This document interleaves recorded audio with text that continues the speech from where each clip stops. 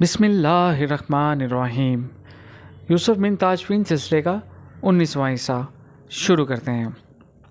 فریاد۔ اندلس کے علماء حکمرانوں کے نمائندے افریقہ میں اس درویش حکمران کا دربار دیکھ رہے تھے جسے قدرت نے ان کی نجات کے لیے منتخب کیا تھا۔ امیر یوسف بن تاشفین ایک کشادہ کمرے میں کھجور کی چٹائی پر بیٹھا ہوا تھا۔ اس نے حریر و اطلس کی بجائے اون کے کھردرے کپڑے کی قبا پہن رکھی تھی، لیکن اس کے باوجود وہ روب و جلال اور سطوت کا ایک پیکر مجسم نظر آتا تھا۔ اس کی نگاہوں میں بیک وقت ایک شیر کی جسارت اور ایک بچے کی معصومیت تھی۔ اس کے دائیں بائیں مراکش کے فقہا اور فوج کے بڑے بڑے عہدیدار رونق افزو تھے۔ اندلس کے ایک عالم نے مصافحہ کرتے ہوئے اس کے ہاتھ کو بوسہ دینے کی کوشش کی تو اس نے اپنا ہاتھ کھینچتے ہوئے کہا، مجھے اس غلط فہمی میں مبتلا نہ کیجیے کہ میں عام انسانوں سے مختلف ہوں۔ قاضی ابو جعفر نے اندلس کے مسلمانوں کی بے بسی کی داستان سنانے اور الفانسو کے مظالم بیان کرنے کے بعد کہا، اے امیر، اب ہم آپ کے پاس آئے ہیں۔ آپ اس قوم کی آخری امید ہیں جسے چاروں طرف سے تباہی اور بربادی کے طوفان نے گھیر رکھا ہے۔ آج اندلس کی زمین ہمارے لیے تنگ ہو چکی ہے۔ تلیتلا اور بلنسیا میں ہماری سطوت کے پرچم سرنگو ہو چکے ہیں۔ نصرانیوں کی افواج اشبیلیا، بطلیوس، کرتبال، مریا، مرسیا اور غرناطہ کے دروازوں پر دستخط دے رہی ہے۔ ہم آپ کے پاس اندلس کی ان سینکڑوں بیٹیوں کی فرویات لے کر آئے ہیں جنہیں تلیتلا اور بلنسیا سے گرفتار کر کے کستلا، لیون، النوار کے بازاروں میں فروخت کیا جا رہا ہے۔ اگر آپ نہیں چاہتے کہ اندلس کے ہر شہر میں تلیتلا اور بلنسیا کی داستان دہرائی جائے، اگر آپ یہ نہیں چاہتے کہ اندلس کی مساجد میں اللہ اکبر کی آوازیں ہمیشہ کے لیے خاموش ہو جائیں، تو آپ کو ہماری اعانت کے لیے میدان میں آنا پڑے گا۔ اس وقت اندلس کا ہر انسان آپ کی راہ دیکھ رہا ہے۔ قاضی ابو جعفر کی تائید میں دوسرے علماء کی تقریریں سننے کے بعد امیر یوسف کچھ دیر سر جھکا کر سوچتا رہا۔ بالآخر اس نے کہا، میرے متعلق آپ حضرات کو یہ اطمینان کر لینا چاہیے کہ میں ایک تماشائی کی حیثیت میں اندلس کی تباہی اور بربادی نہیں دیکھ سکوں گا، لیکن بیشتر اس کے کہ میں کوئی فیصلہ کروں، میں اندلس کے حکمرانوں کی رائے معلوم کر لینا ضروری سمجھتا ہوں۔ اس کے جواب میں وزیر ابن زدون اٹھا اور اس نے آگے بڑھ کر ملوک الطوائف کا مراسلہ پیش کرتے ہوئے کہا، ان حالات نے اندلس کے مسلمانوں کو سبق دیا ہے اور یہ ان کی درخواست ہے۔ اس مراسلے کی فصیح و بلیغ زبان یوسف بن تاشفین کی سمجھ سے بالا تر تھی۔ اس نے چند لمحے غور و فکر کرنے کے بعد مراکش کے ایک عالم کی طرف متوجہ ہو کر کہا، میں کچھ نہیں سمجھا۔ اندلس کے حکمران آگ کے انگاروں پر لیٹ کر بھی شاعری کرتے ہیں؟ آپ مجھے اس کا مطلب سمجھائیں۔ مراکش کے عالم نے بربری زبان میں اس کا ترجمہ سنا دیا۔ ملوک الطوائف نے مرابطین کے امیر کو اپنی پریشانی کا حال سنانے کے بعد یہ درخواست کی تھی کہ آپ ایک بھائی کی حیثیت میں ہماری مدد کو آئیں تو ہم آپ کی قیادت میں نصرانیوں کے ساتھ جنگ کرنا اپنے لیے باعث سعادت سمجھیں گے، لیکن اس شرط پر کہ آپ اندلس کے کسی حصے کو اپنے قبضے میں لانے کی کوشش نہیں کریں گے، اور نصرانیوں کا خطرہ دور ہو جانے کے بعد آپ اپنی افواج اندلس سے نکال لیں گے۔ کچھ دیر افریقہ کے علماء اس شرط پر بحث کرتے رہے۔ بالآخر یوسف بن تاشفین نے ایک فیصلہ کن انداز میں کہا، مجھے یہ شرط منظور ہے۔ اس ملک کی حکومت کا جو بوجھ مجھ پر لاد دیا گیا ہے یہی میرے لیے کافی ہے۔ میں دوسروں کے حصے کا بوجھ اپنی گردن پر نہیں لادنا چاہتا۔ اگر اندلس کے حکمران متحد ہو کر کسی ایک کو اپنا رہنما بنا لیتے تو مجھے ان کے جھنڈے تلے نصرانیوں کے ساتھ جنگ کرنے پر اعتراض نہ ہوتا۔ اگر فرانس اور اطالیہ کے عیسائی اندلس کے مسلمانوں کو مٹانے کے لیے الفانسو کے جھنڈے تلے جمع ہو سکتے ہیں تو ایک گمنام رضاکار کی حیثیت میں بھی اپنے بھائیوں کا ساتھ دینے سے دریغ نہیں کروں گا۔ اب میں آپ سے یہ پوچھنا چاہتا ہوں کہ میری فوج کے لیے سمندر عبور کرنے کے بعد اندلس کی کون سی بندرگاہ پر اترنا موزوں ہوگا؟ ابن زدون نے جواب دیا، اندلس کے مسلمانوں کی خواہش ہے کہ وہ جبل طارق کی بندرگاہ پر آپ کا استقبال کریں، اور اگر میں کسی اور بندرگاہ پر اترنا زیادہ مفید سمجھوں تو؟ ابن زدون نے جواب دیا، ہمیں صرف جبل طارق کی بندرگاہ آپ کے حوالے کرنے کا اختیار دیا گیا ہے۔ امیر یوسف نے کہا، میں انشاءاللہ کل آپ کو اپنے فیصلے سے آگاہ کروں گا۔ اب آپ آرام کریں۔ اگلے دن جب ارکان وفد نے امیر یوسف کے ساتھ دوبارہ ملاقات کی تو اس نے انہیں بتایا کہ ہم بعض مصلحتوں کے پیش نظر جزیرۃ الخضر کی بندرگاہ کو جبل طارق کی نسبت زیادہ موزوں سمجھتے ہیں۔ میں یہ چاہتا ہوں کہ جنگ کے اختتام تک ساحل کے ساتھ ساتھ چند میل کا علاقہ ہمارے تصرف میں دے دیا جائے۔ جزیرۃ الخضر کا نام سن کر ابن زدون بہت پریشان ہوا۔ یہ علاقہ معتمد کی سلطنت کا ایک اہم حصہ تھا۔ معتمد نے ابن زیدون کو یہ ہدایت کر رکھی تھی، اگر امیر المرابطین جزیرۃ الخضر کی بندرگاہ کا مطالبہ کرے تو ہر ممکن ہیلے سے اسے ٹالنے کی کوشش کرو۔ لیکن قاضی ابو جعفر نے ابن زیدون کے چہرے سے اس کی پریشانی کا اندازہ لگاتے ہوئے فوراً مداخلت کی اور کہا، ابن زیدون کو سلطان معتمد کی طرف سے بات کرنے کا پورا اختیار ہے۔ اگر آپ فوجی نقطہ نگاہ سے اس بندرگاہ کو زیادہ موزوں سمجھتے ہیں تو یہ آج ہی جزیرۃ الخضر کے گورنر کو آپ کے استقبال کے لیے تیاری کا حکم بھیج دیں گے۔ ابن زیدون نے بدحواس ہو کر کہا، نہیں، مجھے اس بات کی اجازت نہیں۔ امیر یوسف نے قدرے برہم ہو کر کہا، تو اس کا مطلب یہ ہوا کہ معتمد ہمیں کسی وقت بھی کہہ سکتا ہے کہ تم دشمن کے ساتھ فلاں میدان کی بجائے فلاں میدان میں لڑائی کرو۔ وفد میں قاضی ابو جعفر اور اس کے ہم خیال اب یہ محسوس کر رہے تھے کہ بنا بنایا کھیل بگڑ رہا ہے۔ ایک دوسرے کی طرف دیکھنے کے بعد ان کی نگاہیں قاضی ابو جعفر پر مرکوز ہو گئیں اور انہوں نے امیر یوسف کی حمایت کرتے کرتے ابن زیدون کی طرف متوجہ ہو کر کہا، ہو سکتا ہے امیر معتمد اپنے خیال کے مطابق ان کے لیے جبل الطارق کی بندرگاہ زیادہ موزوں سمجھتے ہوں، لیکن امیر یوسف اپنی فوج اتارنے کے لیے جزیرۃ الخضر کو یہاں زیادہ ترجیح دیتے ہیں، تو آپ کو خوشی سے ان کے مطالبہ تسلیم کر لینا چاہیے۔ آپ ہمارے ساتھ اس بات کا ثبوت دینے کے لیے آئے ہیں کہ اندلس کے باقی حکمرانوں کی طرح امیر معتمد بھی الفانسو کے ساتھ جنگ کرنے کے لیے امیر یوسف کی قیادت تسلیم کرنے پر آمادہ ہیں۔ میں اس مجلس میں یہ بات واضح کر دینا چاہتا ہوں کہ جنگ کے لیے امیر مرابطین کے ساتھ اندلس کے ہر مسلمان کا تعاون غیر مشروط ہوگا۔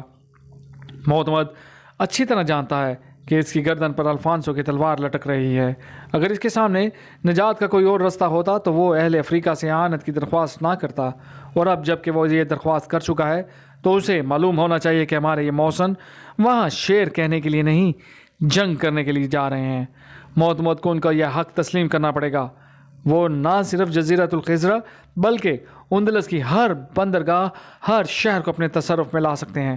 معتمد کے نمائندے کی حیثیت میں آپ کی تسلی کے لیے امیر یوسف کا یہ وعدہ کافی ہے کہ وہ اندلس پر تسلط جمانے کا ارادہ نہیں رکھتے۔ نصرانیوں کا خطرہ دور ہو جانے کے بعد وہ اندلس سے اپنی فوج نکال لیں گے۔ آپ اس محفل میں یہ ثابت کرنے کی کوشش نہ کریں کہ اندلس کے حکمران امیر یوسف کی اعانت کی طلبگار تو ہیں لیکن ان پر اعتبار نہیں کرتے۔ ابن زیدون نے کہا، میں امیر یوسف کی نیت پر شک کرنا گناہ سمجھتا ہوں، لیکن میری بدقسمتی یہ ہے کہ میں یہاں امیر معتمد کا ایلچی بن کر آیا ہوں اور مجھے انہوں نے جزیرۃ الخضر کی بندرگاہ کے متعلق بات کرنے کا کوئی اختیار نہیں دیا۔ امیر یوسف بن تاشفین نے کہا، میں اس بحث کو طول نہیں دینا چاہتا۔ قاضی ابو جعفر اندلس کی تمام بندرگاہیں میرے حوالے کرنے کے لیے تیار ہیں، لیکن انہیں شاید اندلس کی کسی مسجد میں بھی آزادی کے ساتھ خطبہ دینے کی اجازت نہ ہو۔ امیر معتمد اس وقت اندلس کے تمام حکمرانوں کا رہنما ہے، لیکن اس نے مجھے بندرگاہ پر اترنے کی دعوت دی ہے جسے میں غیر موزوں سمجھتا ہوں۔ میں اس وقت کا انتظار کروں گا کہ جب قاضی ابو جعفر جیسے لوگ اندلس کے حکمرانوں کی طرف سے میرے ساتھ بات کرنے کے لیے پورے اختیارات لے کر آئیں گے۔ میں اندلس کے علماء اکرام کا احترام کرتا ہوں، لیکن ملوک الطوائف کے معاون کی حیثیت میں اندلس کی زمین پر پاؤں رکھنے سے پہلے مجھے بہت کچھ سوچنا پڑے گا۔ امیر یوسف بن تاشفین مجلس برخاست کر کے اٹھا اور ارکان وفد کو مایوس اور پریشان چھوڑ کر اپنی قیامگاہ کی طرف چل دیا۔ قاضی ابو جعفر کے ساتھیوں کی نگاہیں اس سے یہ سوال پوچھ رہی تھیں کہ اب کیا ہوگا۔ وہ ایک ثانیہ توقف کے بعد تیزی سے قدم اٹھاتا ہوا یوسف بن تاشفین کے پیچھے چل دیا۔ یا امیر، اس نے قریب پہنچتے ہوئے آواز دی۔ امیر یوسف قاضی ابو جعفر کی طرف متوجہ ہوا تو اس نے کہا، میں صرف ایک بات پوچھنا چاہتا ہوں، اور وہ یہ ہے کہ اندلس کے حکمران مرتد ہو کر نصرانیوں کی غلامی قبول کر لیں تو کیا آپ اندلس کے مسلمانوں کو ان کے حال پر چھوڑ دیں گے؟ کیا آپ کے لیے ان لاکھوں مسلمانوں کی آواز کوئی معنی نہیں رکھتی جو اسلام کے لیے زندہ رہنا چاہتے ہیں؟ امیر یوسف نے جواب دیا، میں ابھی کچھ نہیں کہہ سکتا۔ آپ خدا سے دعا کریں کہ وہ مجھے صحیح فیصلہ کرنے کی توفیق دے۔ میرے تذب و ذب کی وجہ یہ نہیں کہ میں الفانسو کے ساتھ ٹکر لینے سے گھبراتا ہوں، بلکہ اس کی وجہ یہ ہے کہ مجھے ابھی تک یہ یقین نہیں ہوا کہ اندلس کے حکمران میرا ساتھ دیں گے۔ اگر وہ دشمن کی صف میں کھڑے ہو جائیں تو میرے لیے یہ فیصلہ کرنا کہاں آسان ہوگا کہ میں کہاں تک اندلس کی مدد کر سکتا ہوں۔ لیکن مجھے ایسے لوگوں کی رفاقت منظور نہیں جو ایک کافر سے ڈرتے ہیں اور ایک مسلمان پر اعتبار نہیں کرتے۔ میں یہ محسوس کرتا ہوں کہ مجھے تنہا یہ جنگ لڑنی پڑے گی، اور اس کا فیصلہ میں مجلس شورا اور فوج کے اعلیٰ افسروں کا مشورہ لیے بغیر نہیں کر سکتا۔ امیر البحر سیر بن ابو بکر اور فوج کے چند عہدیدار اس وقت یہاں موجود نہیں، وہ آج یا کل یہاں پہنچ جائیں گے۔ ان میں سے ایک نوجوان کو آپ جانتے ہیں، میں سعد بن عبد المنم کو یہاں بھیجنے کے لیے آپ کا شکر گزار ہوں۔ مجھے اس کے خلوص اور ذہانت پر اعتبار ہے۔ اگر اس نے یہ مشورہ دیا کہ ہمارے لیے جبل الطارق کی بندرگاہ موزوں رہے گی تو میں خواہ معتمد کو پریشان نہیں کروں گا۔ اگر آپ چاہیں گے تو آپ کو مجلس شورا میں اپنے خیالات کے اظہار کا موقع دیا جائے گا، لیکن ملوک الطوائف کے نمائندے کو یہاں ٹھہرنے کی زیادہ ضرورت نہیں، وہ واپس جا سکتے ہیں۔ رات کے وقت نماز کے بعد اندلس کے علماء اور ملوک الطوائف کے نمائندے مہمان خانے کے علیحدہ علیحدہ کمروں میں بیٹھ کر تبادلہ خیال کر رہے تھے۔ ایک کمرے میں ابن زدون اپنے ساتھیوں سے کہہ رہا تھا کہ مرابطین کا امیر ہمارے لیے ایک معمہ ہے، میں حیران ہوں کہ ہم وہاں جا کر کیا منہ دکھائیں گے۔ اس کے ساتھی نے کہا، اندلس کے سنجیدہ لوگوں کو اگر یہ معلوم ہو جائے کہ یہ لوگ اس قدر غیر مہذب ہیں تو وہ شاید نصرانیوں کی غلامی کو ترجیح دیں۔ والی مال کا خیال درست ثابت ہوا۔ اگر ان لوگوں کی مدد سے نجات حاصل کر بھی لی تو ہمیں ان وحشیوں کی غلامی قبول کرنی پڑے گی، اور جب یہ اندلس میں افریقہ کا قانون رائج کریں گے تو خدا معلوم ہمارا کیا حشر ہوگا۔ یہ ہماری صدیوں کی تہذیب و تمدن کا نام و نشان مٹا دیں گے اور اشبیلیہ اور قرطبہ کے مرمری ایوانوں میں اپنے گھوڑے باندھیں گے۔ ہمارے نامور شاعروں، ادیبوں اور فلسفیوں کی کرسیوں پر ان پھٹی ہوئی قباؤں والے علماء کو بٹھا دیں گے۔ ہمیں عیسائیوں سے آزادی مل جائے گی، لیکن ہم سے زندگی کی مسرتیں چھین لی جائیں گی۔ دوسرا بولا، جو شخص اس قدر جاہل ہے کہ وہ مراسلہ نہیں پڑھ سکتا، اس سے ہم کیا توقع رکھ سکتے ہیں؟ تیسرا بولا، خدا کی قسم ہمارے عمرہ کے استبل بھی ان کی قیامگاہوں سے بہتر ہیں، ہمارے ماہی گیر بھی ان سے بہترین لباس پہنتے ہیں، اور یہاں ادنا اور اعلیٰ کی کوئی تمیز ہی نہیں۔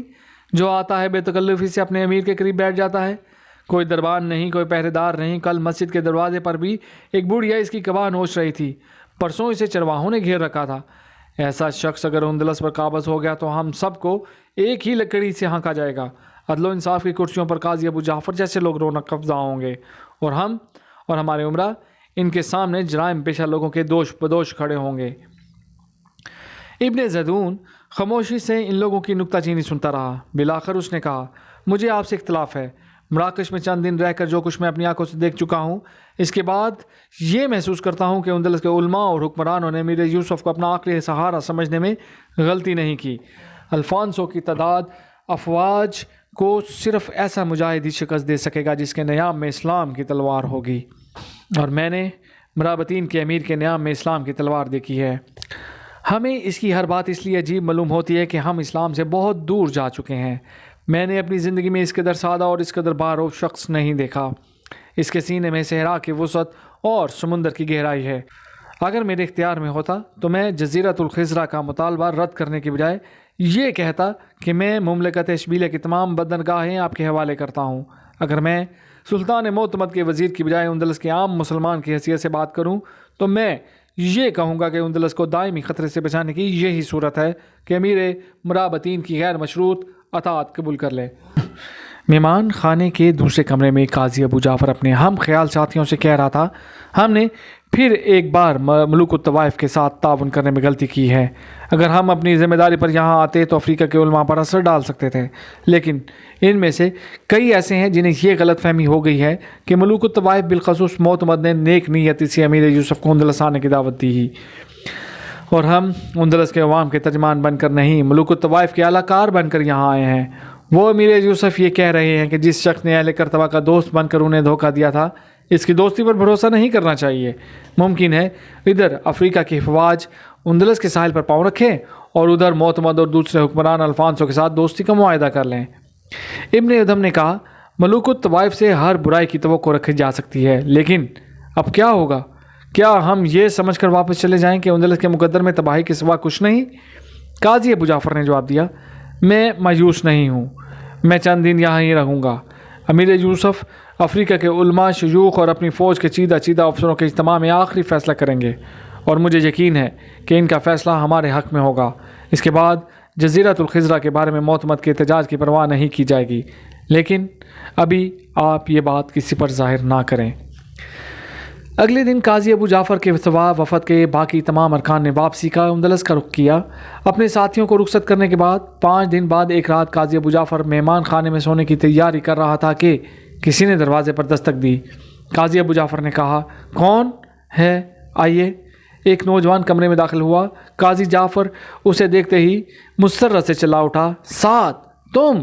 سعد نے آگے بڑھ کر مصافحہ کرتے ہوئے کہا، میں اس وقت آپ کے احرام میں مخل تو نہیں ہوا؟ ابو جعفر نے کہا، میں کئی دن سے تمہاری راہ دیکھ رہا ہوں اور یقین کرو کہ میں اب بھی تمہارے متعلق ہی سوچ رہا تھا۔ میں امیر البحر سیر بن ابو بکر کے ساتھ ایک بحری مہم پر گیا ہوا تھا۔ یہاں کب پہنچے؟ عشاء کی نماز کے بعد۔ مجھے یہاں پہنچتے ہی امیر یوسف نے بلا لیا تھا اور اب میں ان کی قیام گاہ سے سیدھا آپ کے پاس آ رہا ہوں۔ قاضی ابو جعفر نے شمع کی دھیمی روشنی میں سعد کو سر سے لے کر پاؤں تک دیکھا اور مسکراتے ہوئے کہا، تم اب سچ مچ ایک سپاہی بن گئے ہو۔ پہلے مجھے یہ بتاؤ، امیر یوسف نے اندلس کے متعلق تمہارے ساتھ کوئی بات کی ہے؟ سعد نے کرسی پر بیٹھتے ہوئے جواب دیا، ہاں، میں آپ کو یہ خوشخبری سنانے آیا ہوں کہ وہ اندلس کے متعلق بہت بے چین ہیں۔ انہوں نے پرسوں صبح علماء اور شیوخ کا اجلاس بلایا ہے۔ اگر انہوں نے مخالفت نہ کی تو وہ کسی تاخیر کے بغیر الفانسو کے خلاف فوج کشی کر دیں گے اور جزیرۃ الخضرہ کی بندرگاہ پر لنگر انداز ہونے کے لیے وہ معتمد کی اجازت کی ضرورت بھی محسوس نہیں کریں گے۔ مراکش کے علماء اور شیوخ ہم سے بہت بدظن ہو چکے ہیں۔ مجھے اندیشہ ہے کہ ان میں سے کئی اس اقدام کی مخالفت کریں گے۔ میں نے ابھی تک کسی سے ملاقات نہیں کی، لیکن آپ اطمینان رکھیں، مجھے یقین ہے کہ ان کا فیصلہ اندلس کے حق میں ہوگا۔ امیر یوسف بن تاشفین افریقہ کے مسلمانوں کے دلوں پر حکومت کرتا تھا۔ عوام اس کے اس قدر گرویدہ تھا کہ اس کا ایک معمولی اشارہ ان کے لیے حکم کا درجہ رکھتا تھا، لیکن اس کے باوجود علماء کی تائید و حمایت کے بغیر کوئی قدم اٹھانے کا عادی نہ تھا۔ وہ مجلس شورا کے سامنے اکثر کہا کرتا تھا کہ اگر تم چاہتے ہو کہ میں نیک نیتی سے اپنے فرائض سر انجام دوں تو اپنے دلوں میں حق گوئی کا جذبہ بدندہ رکھو۔ مجھے اس غلط فہمی میں مبتلا ہونے سے روکتے رہو کہ میں خطاؤں سے پاک ہوں۔ اندلس کے متعلق فیصلہ کرنے کے لیے اس نے تمام شہروں کے چیدہ علماء اور قبائل کے شیوخ کو جمع کیا اور 2 دن تک ان کے خیالات سنتا رہا۔ بعض علماء کی یہ رائے تھی کہ میں امیر یوسف کو ہر حال میں کسی تاخیر کے بغیر الفانسو کے خلاف فوج کشی کر دینی چاہیے، لیکن بعض ایسے بھی تھے جنہیں ملوک الطوائف کے متعلق یقین نہ تھا۔ وہ یہ خدشہ ظاہر کرتے تھے کہ اگر ملوک الطوائف نے بدعہدی کی تو افریقہ کی افواج کو 2 محاذوں پر لڑنا پڑے گا، لہٰذا یہ ضروری ہے کہ اندلس کی طرف قدم اٹھانے سے بیشتر یہ اطمینان کر لیا جائے کہ اگر ملوک الطوائف نے بدعہدی کی تو اندلس کے عوام ہماری حمایت پر ہوں گے، ورنہ ملوک الطوائف سے یہ کہا جائے کہ ہم انہیں صرف اسی صورت میں مدد دیں گے جبکہ وہ متحدہ ہو کر الفانسو کے خلاف جنگ شروع کر دیں۔ علماء اور شیوخ کے خیالات سننے کے بعد امیر یوسف نے قاضی ابو جعفر کو اپنے خیالات کے اظہار کی دعوت دی۔ انہوں نے ایک ولولہ انگیز تقریر کرنے کے بعد افریقہ کے علماء سے مخاطب ہو کر کہا، آپ ملوک الطوائف کی نیتوں پر شک کرنے میں حق بجانب ہیں، لیکن میں آپ کے سامنے اندلس کے علماء کے نمائندے کی حیثیت میں یہ عہد کرتا ہوں کہ اگر ملوک الطوائف کی طرف سے کوئی بدعہدی ہوئی تو ہم تمام ان کے خلاف بغاوت کا جھنڈا بلند کر دیں گے۔ اب حالات وہ نہیں جو آپ آج سے چند برس پہلے تھے۔ اب اندلس کے ہر آدمی کو معلوم ہو چکا ہے کہ اسے کیا خطرہ پیش ہے۔ اب اندلس کے حکمرانوں نے منافقت سے کام لیا تو مجھے یقین ہے کہ اندلس کا ہر بچہ اور بوڑھا انہیں اسلام کا باغی قرار دے کر آپ کے جھنڈے تلے جمع ہو جائے گا۔ قاضی ابو جعفر کی تقریر کے بعد حاضرین مجلس کی نگاہیں امیر یوسف کی طرف مبذول ہو گئیں۔ افریقہ کے مفتی اعظم نے کہا، یا امیر، ہم اپنی رائے دے چکے ہیں اور اب آپ کا فیصلہ سننا چاہتے ہیں۔ امیر یوسف نے کہا، میں نے آج تک آپ حضرات کی رائے پوچھے بغیر کوئی فیصلہ نہیں کیا، لیکن ایک فیصلہ ایسا بھی تھا جس کے لیے میں اپنے ضمیر کی آواز کافی سمجھتا تھا۔ چند برس قبل ایک نوجوان میرے پاس اندلس کے مسلمانوں کی فریاد لے کر آیا تھا۔ اس وقت ہم افریقہ میں ایسے حالات کا سامنا کر رہے تھے کہ اگر میں آپ سے یہ کہتا کہ اندلس میں ہمارے بھائی ہماری اعانت کے مستحق ہیں تو آپ میں سے اکثر میرے دماغی حالت پر شک کرتے، لیکن میں اپنے دل میں یہ فیصلہ کر چکا تھا کہ میں ایک خاموش تماشائی کی حیثیت میں اندلس کی بربادی نہیں دیکھوں گا۔ میں نے اپنے خدا سے یہ عہد کیا تھا کہ افریقہ میں ایک مضبوط اور مستحکم سلطنت کے قیام کے بعد میرے ترکش کے تمام تیر ان لوگوں کے خلاف استعمال ہوں گے جو اندلس سے مسلمانوں کا نام و نشان مٹانے کا عہد کر چکے ہیں۔ پچھلے دنوں جب اندلس کے علماء اور حکمران نمائندے میرے پاس آئے تو میں نے محسوس کیا کہ قدرت اب مجھے اندلس میں بلا رہی ہے، لیکن جب معتمد کے نمائندے نے جزیرۃ الخضرہ کے متعلق ہمارا فیصلہ ٹھکرا دیا تو میں یہ سمجھا کہ قدرت شاید مجھے متنبہ کر رہی ہے کہ میں ملوک الطوائف کے تعاون پر بھروسہ کرنے کے بجائے اپنی قوت پر بھروسہ کروں۔ اگر مجھے تنہا الفانسو کے ساتھ جنگ لڑنی پڑے تو اس کے لیے بھی تیار ہو جاؤں۔ آپ کو یہاں جمع ہونے کی دعوت دینے کے بعد میں نے خدا سے یہ دعا مانگتا کرتا تھا کہ وہ آپ کو صحیح فیصلہ کرنے کی توفیق دے۔ خدا کا شکر ہے کہ میری دعا قبول ہوئی اور آپ اندلس کے حکمرانوں کی اعانت پر بھروسہ کرنے کے بغیر بھی الفانسو کے خلاف جنگ کی آگ میں کودنے کے لیے تیار ہیں۔ اب صرف یہ سوال باقی ہے کہ ہمیں جزیرۃ الخضرہ میں لنگر انداز ہونے کے لیے معتمد کی اجازت کا انتظار کرنا چاہیے یا اس کی اجازت کے بغیر بھی پیش قدمی کر دینی چاہیے۔ مفتی اعظم نے کہا، آپ جہاد کی نیت سے جا رہے ہیں۔ اگر معتمد کے دل میں بھی جہاد کا ارادہ ہے تو جزیرۃ الخضرہ پر قبضہ کرنے کے لیے آپ کو اس کی اجازت کی ضرورت نہیں۔ اگر معتمد کا ارادہ کچھ اور ہے تو بھی آپ کو اس بات کا حق ہے۔ آپ ملوک الطوائف کے نمائندوں کے ساتھ وعدہ کر چکے ہیں کہ آپ اندلس کے کسی حصے پر قابض ہونے کے مطلقاً کوئی خواہش نہیں رکھتے، اور اس وعدے کے بعد بھی وہ آپ کی نیت پر شک کرتا ہے تو آپ کو اس کی پرواہ نہیں کرنی چاہیے۔ معتمد کا چھوٹا بیٹا راضی جزیرۃ الخضرہ کا حاکم تھا۔ ایک دن اس کے دربار میں شعر اور نغمہ کی محفل گرم تھی کہ محل کا دروغہ بھاگتا ہوا اندر داخل ہوا۔ اس کے چہرے پر گھبراہٹ اور بدحواسی کے اثار دیکھ کر مغنی اچانک خاموش ہو گئے۔ علی جا، اس نے کہا، مراکش سے ایک ایلچی آیا ہے، وہ آپ کی خدمت میں حاضر ہونے پر مصر ہے۔ راضی کی حالت اس بچے سے مختلف نہ تھی جسے گہری اور میٹھی نیند سے جھنجھوڑ کر جگا دیا گیا ہو۔ اس نے برہم ہو کر دروغہ کی طرف دیکھا اور کہا، تم بہت گستاخ ہو گئے ہو۔ مراکش کے ایلچی سے ملاقات کا یہ کون سا وقت ہے؟ پھر وہ سزندوں اور مغنیوں کی طرف متوجہ ہو کر چلایا، تمہیں سانپ کیوں سونگ گیا؟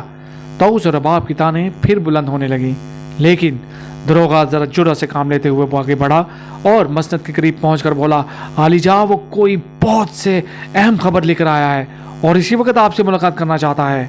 راضی نے گرج کر کہا، میں تمہاری زبان نوچ ڈالوں گا، جاؤ اسے کہو کہ ہم اس ہفتے کسی سے ملاقات نہیں کر سکتے۔ دروغہ نے کہا، علی جا، اسے دیکھنے کے بعد آپ میری گستاخی قابل معافی سمجھیں گے۔ دروازے پر پہرے داروں نے اسے روکا تھا، لیکن وہ زبردستی اندر گھس آیا ہے۔ وہ کہتا ہے کہ میرے پاس انتظار کے لیے وقت نہیں۔ میں نے اسے ملاقات کے کمرے میں بٹھانے کی کوشش کی، لیکن وہ ان لوگوں سے مختلف ہے جو کسی کی بات سنتے ہیں، وہ صرف حکم دینا جانتا ہے۔ میں نے بڑی مشکل سے اسے اندر گھسانے سے منع کیا ہے۔ کہاں ہے وہ؟ باہر ملاقات کے کمرے کے دروازے پر کھڑا ہے۔ راضی نے پریشان ہو کر کہا، معلوم ہوتا ہے ہمارے دن گنے جا چکے ہیں۔ ایک ایلچی آتا ہے اور بلا تکلف میرے محل میں گھس آتا ہے۔ محل کے پہرے دار اس کا راستہ نہیں روک سکتے، اور محل کا دروغہ بھاگا ہوا میرے پاس آتا ہے کہ میں اٹھ کر اسے خوش آمدید کہوں۔ علی جا، میں عرض کر چکا ہوں کہ پہرے داروں نے اس کا راستہ روکنے کی کوشش کی تھی، لیکن کیا؟